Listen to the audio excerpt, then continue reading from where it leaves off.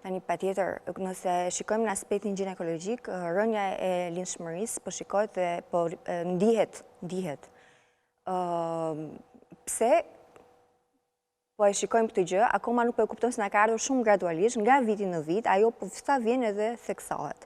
Dhe nëse referohemi raportit të fundit që është bërë, të OKB-s, të OKB-s, thuhet që ishte një rëndje me 37%, pra nga 2014 në mos gaboj deri në vitin 2022, rënja ishte me 37%.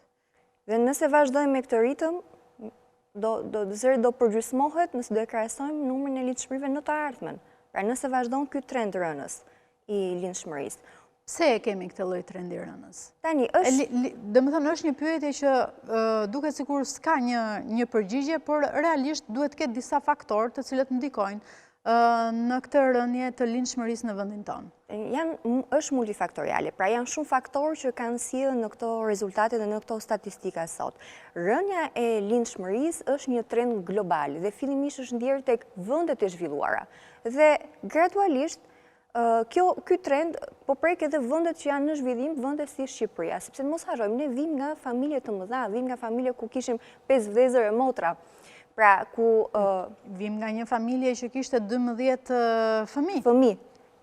Dhe kjo familje sot në ditët aktuale zërisht është ndruar në 3 veta, pra një çift dhe një fëmijë. Pra nëse mos gaboj, mund të themi që është 1.7 faktori për familjet shqiptare. Dhe ai raporti që duhet jetë që një çift të zëvendësoj veten është që duhet jetë 2.1. Pra ne jemi nën faktori normal të riprodhimit. Tani pse? Le të analizojmë një nga një. Pra faktorët Shqipërinë ne dim që ka pas një lëvizje të madhe të emigracionit.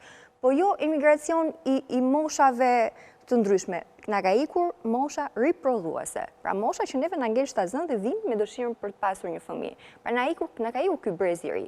Pra mosha nga 20 te 30-tat.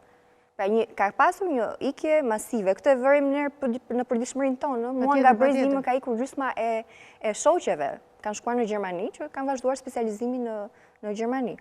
Por edhe te komshit, edhe në pallat, shikojmë që ikin familjar apo çifte të reja, qoftë kur ka nisur një fëmijë, ikin bashkë me fëmijën, pra ka një lëvizje masive që po vihet re kudo. Tiranë ndoshta nuk e kupton ai shkolla, sepse në Tiranë jeton thuajse 1/3 është e përqendruar 1/3 popullsisë së Shqipërisë, po të shkosh nëpër qytete më të vogla apo qytete më të vogla, kupton që janë të zbrazura.